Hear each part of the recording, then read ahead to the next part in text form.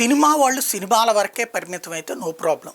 సినిమాల్లో రాజకీయం దూరితే లేదా సినిమా వాళ్ళు రాజకీయాలు చేయడంలో కూడా తప్పులేదు. అది నిజంగా రాజకీయం చేయదలుచుకుంటే చేసుకో. నువ్వు రాజకీయాల్లోకి రా, పోటీ చేయి, గెలువు, ఓడు. పవన్ కళ్యాణ్ అన్నీ చూశాడు, ఓటమి చూశాడు, గెలుపు చూశాడు, అన్నీ చూశాడు. అది స్ట్రైట్. బట్ సినిమా తీసుకుని నీ సినిమా ఏదో హిట్ చేసుకోవాలా, సక్సెస్ కావాలనుకునేవాడివి, నీకెందుకు రాజకీయం? ప్రతి ఒక్కళ్ళు ఇది గుర్తుపెట్టుకోవాలి. ఇప్పుడు మొన్న మధ్యన ఆ విశ్వక్సేన్ సినిమాకి అట్లాగే ఏదో పృథ్వీరాజ్ వెళ్ళి నోటికొచ్చింది ఏదో మాట్లాడాడు. వైసీపీ వాళ్ళు దాన్ని బాయ్కట్ అన్నారు. సరే, సినిమా బాగుంటే బాయ్కట్ నినాదాలు ఏం పనిచేయవు. బట్ అది పోయిన తర్వాత పృథ్వీరాజ్ పేరే వచ్చింది కదా.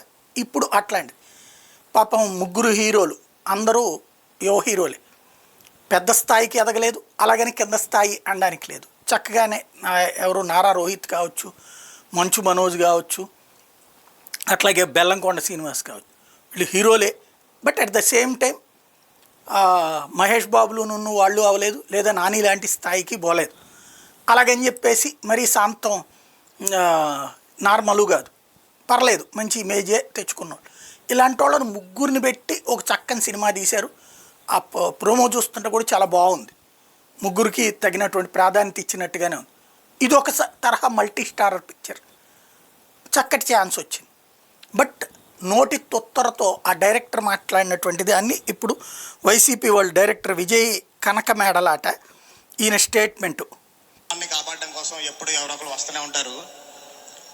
కరెక్ట్గా సంవత్సరం క్రితం కూడా మన రాష్ట్రంలో ధర్మం కాపాడడం కోసం ఒకరు వచ్చారు. అలాగే మా సినిమాలో ధర్మాన్ని కాపాడడానికి మా కాళ్ళభైరవుడు వచ్చి ధర్మాన్ని కాపాడతారు.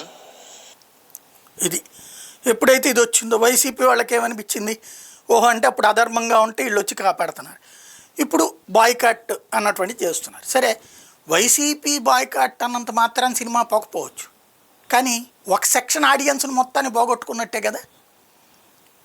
ఇవాళ వైసీపీ అనేటటువంటి ఫీలింగ్ ఉన్న ఏ ఒక్కడన్నా సినిమా చూస్తాడేక, అది ఆలోచించుకోవాల్సిన సందర్భం. అవసరమా ఇది అనేది.